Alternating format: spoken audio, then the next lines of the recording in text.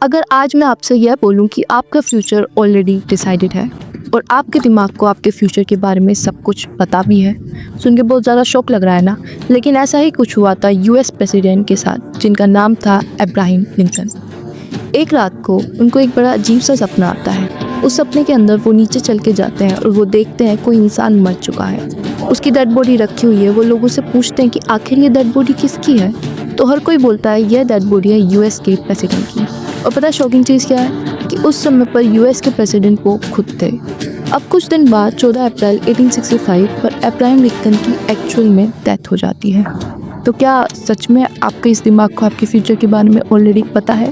क्योंकि देखो, एस्ट्रोलॉजी के अंदर भी तो यही बोलते हैं ना कि आपका फ्यूचर ऑलरेडी डिसाइडेड है। तो चलिए आज समझते हैं क्या फ्यूचर डिसाइडेड है। क्या आपके ब्रेन को आपके फ्यूचर के बारे में पता है? क्या एस्ट्रोलॉजी सच बोलती है या झूठ बोलती है? और क्या टाइम ट्रेवल करना भी पॉसिबल है या फिर नहीं? Is time travel possible? We can definitely travel into the future. Too many people think that you can see the future. कि आने वाली कुछ चीज़ों के बारे में मुझे आभास होता है। अब मैं आपको कुछ आने वाली चीज़ों के बारे में भी बताऊंगा और आप उनको लिख के रख लेना और वो होगा। हाय एवरीवन, मेरा नाम है चिट्रिक्स। अच्छा, अभी सबसे पहले तो आप मुझे कमेंट में बताना, क्या कभी ना कभी आपसे किसी ने ये बात बोली है क्या कि अगर आपको सुबह का सपना आ रहा है तो वो जो सपना है वो फ्यूचर में जाकर सच में बदलने वाला है? क्या कभी आपने इस स्टेटमेंट को सुना है? अगर सुना है तो कमेंट में यस लिखना। अगर आज तक नहीं सुना तो कमेंट में नो भी ज़रूर लिखना। बट 90% आप में से हर एक इंसान ने ये चीज़ ज़रूर सुनी है, अपने पेरेंट्स से, अपने रिलेटिव से या फिर अपने दोस्तों से। अब इस स्टेटमेंट के हिसाब से तो जो सपना आ रहा है वो कौन दिखाता है? आपका ब्रेन दिखाता है। और अगर सपना आपका ब्रेन दिखा रहा है जो कि फ्यूचर में जाकर ट्रू होने वाला है, इसका साफ मतलब है कि आपके ब्रेन को ऑलरेडी फ्यूचर के बारे में पता है। पर क्या ये बात सच है? थोड़ा सा इसको साइंस के हिसाब से समझते हैं कि आखिर जब हम सपने देखते हैं तो उस समय पर होता क्या है। तो देखो, हमारे दो टाइप के ब्रेन होते हैं। एक होता है कॉन्शियस ब्रेन, एक होता है सबकॉन्शियस ब्रेन। जब हम डीप स्लीप के अंदर जाने लगते हैं तो जो कॉन्शियस ब्रेन होता है वो एकदम डाउन पड़ जाता है और जो सबकॉन्शियस ब्रेन है वो एकदम एक्टिव हो जाता है।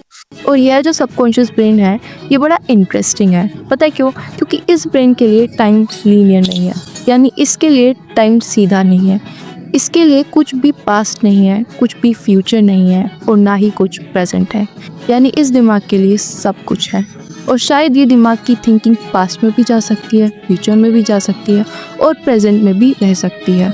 इसलिए आपने देखा होगा आपको कुछ ऐसे ड्रीम्स आते हैं जो आपके पास्ट से रिलेटेड होते हैं और बहुत बार आपको ऐसे भी ड्रीम्स आते हैं जो कि आपके फ्यूचर से रिलेटेड होते हैं। और पता है, कुछ रिसर्च तो यह भी बोलते हैं कि अगर आपको कोई ड्रीम्स आपके फ्यूचर से रिलेटेड आ रहा है, इसका यह मतलब है कि आपका फ्यूचर सेल्फ आपको पहले से ही वार्न कर रहा है कि आगे जाके आपके साथ ये होने वाला है, अभी से ही सावधान हो जाए।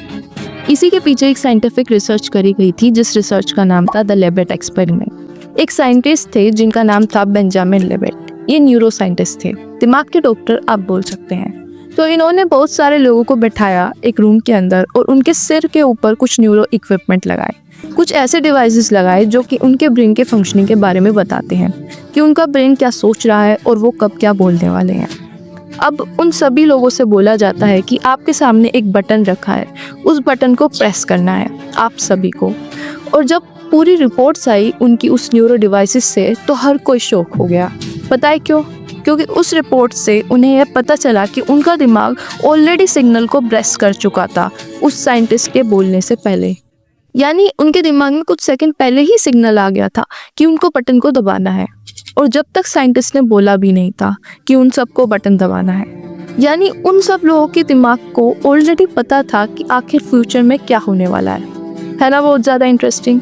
यानी शायद हमारे दिमाग को पहले से पता होता है कि फ्यूचर में क्या होने वाला है। अब यहाँ पर सवाल आता है कि फ्यूचर सच में डिसाइडेड है?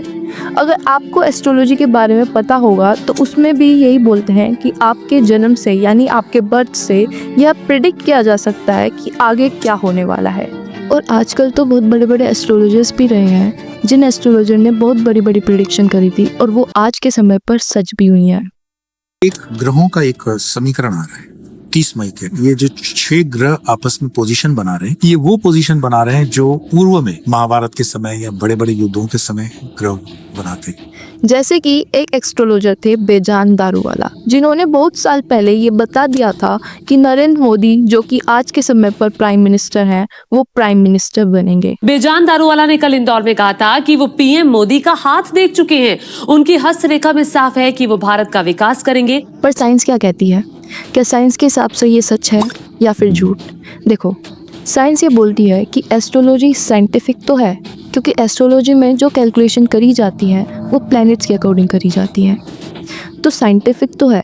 लेकिन सबसे बड़ा सवाल ये उठता है कि जो हमारा यूनिवर्स है वो एक्सपेंड कर रहा है और बहुत तेज़ी से एक्सपेंड कर रहा है, और ये जो कैलकुलेशंस यूज़ करी जाती हैं एस्ट्रोलॉजी में वो 2000 साल पुरानी कैलकुलेशंस हैं जो कि पुराने ज़माने में बनाई गई थी।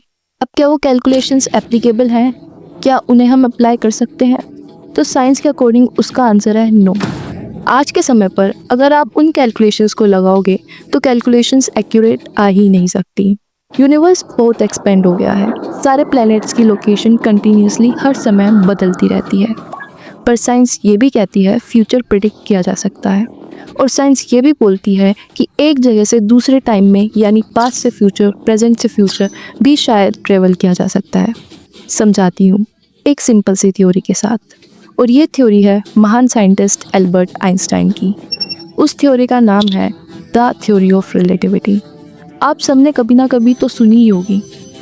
अब इसमें आइंस्टाइन क्या बताते हैं कि जो टाइम है ना वो एक ट्रेन की तरह है। जैसे मान लो आज आप एक ट्रेन के डिब्बे में ट्रेवल कर रहे हो।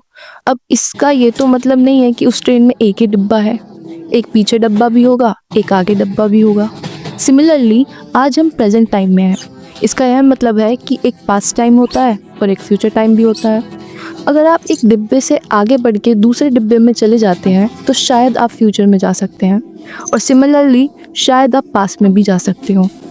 अब सवाल ये आता है कि कैसे जा सकते हैं पास्ट या फ्यूचर में, तो इसका भी आइंस्टाइन की थ्योरी आंसर देती है। और वो आंसर पता है क्या है? अगर कोई भी ऑब्जेक्ट लाइट की स्पीड से ट्रेवल कर लेता है, जो कि है 3 × 10⁸ मीटर पर सेकेंड, अगर इतनी स्पीड से कोई ट्रेवल करता है तो वह अलग टाइम के अंदर जा सकता है, शायद पास्ट के अंदर या तो फ्यूचर के अंदर। ट्रेवल करना पॉसिबल है। मुझे पता है यह भी आपको बहुत ज़्यादा शॉकिंग लग रहा होगा, पर इसका एक बहुत बड़ा एग्जाम्पल भी है। एक बार एक रशियन एस्ट्रोनॉट जो कि सबसे लंबे समय तक स्पेस के अंदर रहे थे, 879 डेज तक, और उनके हाथ में एक एटॉमिक वॉच पहनाई गई थी। एटॉमिक वॉच क्या होती है? एक ऐसी वॉच जो कि ग्रेविटी से अपने टाइम को चेंज नहीं करती। ऐसी वॉच जिसका टाइम अर्थ के हिसाब से एकदम एक्यूरेट है, वो बदलेगा नहीं। और पता है जब वो इतने दिनों बाद अर्थ पे आए और उनकी वॉच का टाइम देखा गया तो हर कोई शॉक हो गया, क्योंकि उनकी घड़ी 0.02 सेकेंड्स पीछे चल रही थी। यानी वो अपने फ्यूचर के अंदर एंटर कर चुके थे। उन्होंने एक्चुअल में थोड़ा बहुत ही सही लेकिन फ्यूचर के अंदर टाइम ट्रेवल करा है। अब सवाल ये आता है आखिर उन्होंने फ्यूचर के अंदर एंट्री कैसे ली? तो इसका आंसर है उनकी स्पीड, क्योंकि वो स्पेस के अंदर बहुत हाई स्पीड से ट्रेवल कर रहे थे, जिस वजह से होता क्या है कि जो टाइम है वो स्लो डाउन हो जाता है। अब सवाल ये उठता है ये जो टाइम ट्रेवल है ये कैसे किया जा सकता है, कितनी पॉसिबिलिटीज़ हैं? तो देखो बेसिकली 2 ही थ्योरी हैं टाइम ट्रेवल करने की। अगर आपको फ्यूचर या पास्ट में जाना है तो 2 सिंपल थ्योरी हैं। पहले हम बात करते हैं theory number 1, worm hole theory, और ये सबसे इंटरेस्टिंग थ्योरी है। साइंटिस्ट ये बोलते हैं कि हमारे स्पेस में एक ऐसा छेद है जिसमें अगर हम चले गए तो या तो हम फ्यूचर में जाएंगे और या तो हम पास्ट में जाएंगे। फॉर एग्जाम्पल मान लो तुम अपने स्कूल से घर जा रहे हो और वो 10 किलोमीटर का रास्ता है। अब अचानक से एक दिन एक ब्रिज बन गया। उस ब्रिज से आपको सिर्फ 10 मिनट लगते हैं अपने स्कूल से घर जाने में, तो आप कौन सा रास्ता चूज़ करोगे? ऑब्वियस सी बात है छोटा वाला। सिमिलरली हमारे स्पेस के अंदर भी बहुत सारे ऐसे शॉर्टकट्स हैं जिससे कि हम टाइम ट्रेवल कर सकते हैं।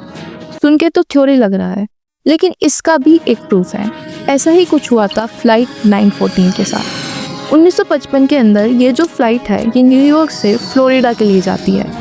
यानी न्यूयॉर्क से इसने टेक ऑफ तो करा था, ये अच्छी तरीके से उड़ भी रही थी, उसके अंदर बहुत सारे पैसेंजर्स थे, लेकिन अटलांटिक ओशन के ऊपर अचानक से यह फ्लाइट गायब हो जाती है। सबको लगता है कि ये शायद फ्लाइट क्रैश हो गई, बहुत साल तक इसकी रिसर्च चलती है कि फ्लाइट के टुकड़े कहीं पर मिल जाएं। ओशियन के अंदर तक रिसर्च करी जाती है कि कोई टुकड़ा तो मिल जाए फ्लाइट का या कोई डेड बॉडी मिल जाए, लेकिन किसी को कुछ नहीं मिलता। और 37 इयर्स के बाद अचानक से वह फ्लाइट नंबर फ्लोरिडा की परमिशन लेती है एंट्री करने के लिए, यानी वह फ्लाइट आती है और वो भी 37 इयर्स के बाद। अब वहाँ पर जो एयर ट्रैफिक कंट्रोलर थे वो शॉक हो जाते हैं, क्योंकि उन्हें लगता है कि यार ये फ़्लाइट तो बहुत साल पुरानी है। और वो उसके पायलट से बोलते हैं कि आप तो बहुत साल पहले उड़े थे, अब आप यहाँ पर कैसे पहुँच गए अचानक से। और वो पायलट फिर पूछता है ये कौन सा ईयर चल रहा है, और जब वो उसको ईयर बताते हैं तो वो पायलट बहुत ज़्यादा पैनिक करने लगता है और वो अचानक से वापस से टेक ऑफ कर लेता है। और उसके बाद वो फ़्लाइट कभी भी किसी को दिखाई नहीं दी। और साइंटिस्ट ये बोलते हैं शायद उस फ्लाइट को एक वर्म होल मिल गया था, जिसकी वजह से उसने 37 इयर्स का टाइम ट्रेवल कर लिया। है ना बहुत इंटरेस्टिंग। तो ये तो पहली थ्योरी थी। अब एक और थ्योरी आती है जिसका नाम है कॉस्मिक स्ट्रिंग थ्योरी। अब ये थ्योरी क्या कहती है, देखो इमेजिन करो आपके पास एक तार है, एक रबर बैंड। आप मान लो कि एक बहुत बड़ा रबर बैंड है। अब मानो वो बहुत ज़्यादा हैवी है, तो क्या होगा, वो नीचे से थोड़ा कर्व हो जाएगा। अब वो जो रबर बैंड है अगर वो बहुत तेज स्पीड से चलेगा तो पता है क्या होगा, एक समय पर वो एक लूप बनाने लगेगा, यानी वो राउंड पाथ के अंदर घूमने लगेगा, है ना। और साइंटिस्ट ये बोलते हैं अगर एक हैवी और लंबी चीज़ स्पेस के अंदर बहुत तेज स्पीड से ट्रेवल करेगी तो वो भी एक टाइम लूप के अंदर आ सकती है, जिसकी मदद से वो फ्यूचर, पास्ट, प्रेजेंट तीनों के अंदर बहुत ईजिली ट्रेवल कर सकती है। तो ये जो दो थ्योरीज़ हैं ये बताती हैं कि आप फ्यूचर या पास्ट के अंदर शायद सच में ट्रैवल कर सकते हो, बट आज के समय पर उतनी टेक्नोलॉजीज़ हमारे पास है नहीं। पर यहाँ पर बहुत सारी अननोन थ्योरीज़ भी हैं, क्योंकि इमेजिन करो अगर हम अपने पास्ट में चले जाएं और ख़ुद को ही मार दें तो क्या प्रेजेंट में हम जिंदा रहेंगे। तो ऐसी बहुत सारी थ्योरीज़ हैं जो कि इनको कॉन्ट्राडिक्ट भी करती हैं, लेकिन सच क्या है वो तो अभी तक किसी को नहीं पता। बट मेजरली साइंटिस्ट का ऐसा मानना है कि यस, टाइम ट्रेवल करना भी पॉसिबल है और शायद आपका फ्यूचर भी डिसाइडेड है। लेकिन एक थ्योरी हमने मिस कर दी, द फाइनल थ्योरी, जो कि एलन मस्क बिलीव करते हैं। I think here's, in my like the strongest argument for us being in a simulation, probably being in a simulation, I think is the following. Elon Musk ये मानते हैं कि 99% chance है कि हम लोग नहीं हैं, हम एक गेम का पार्ट हैं, यानी कोई हायर लिविंग ऑर्गेनिज्म जो कि हमसे कई करोड़ों साल पहले आए थे, उन्होंने एकदम हाईटेक टेक्नोलॉजी बना ली और उन्होंने एक AI जनरेटेड गेम बनाया, एक ऐसा गेम बनाया जिसके आप, मैं और सब एक कैरेक्टर हैं। यह यूनिवर्स एक गेम है जिस गेम को हम हर रोज़ खेलते हैं और हमारा फ्यूचर भी डिसाइडेड है। और शायद ऐसा ही तो हमारी रिलीजियस किताबों के अंदर भी लिखा है, जैसे कि भगवद गीता के अंदर ये साफ लिखा है कि आपको कर्म करना है, फल की चिंता नहीं करनी, क्योंकि जो फ्यूचर में होने वाला है वो तो ऑलरेडी डिसाइडेड है। आप अपने प्रेजेंट को अच्छा बना सकते हैं, फ्यूचर को नहीं बदल सकते। अगर आपको ये वीडियो इंटरेस्टिंग लगी हो तो मुझे कमेंट में ज़रूर बताना और अपने दोस्तों के साथ भी इस वीडियो को ज़रूर शेयर करना और मुझे बताना आपको क्या लगता है, क्या फ्यूचर सच में डिसाइडेड है या फिर नहीं। ऑन दिस नोट शुक्रिया एवरीवन, मेरा नाम है जेट्रिक्स। मिलते हैं किसी नेक्स्ट वीडियो के अंदर।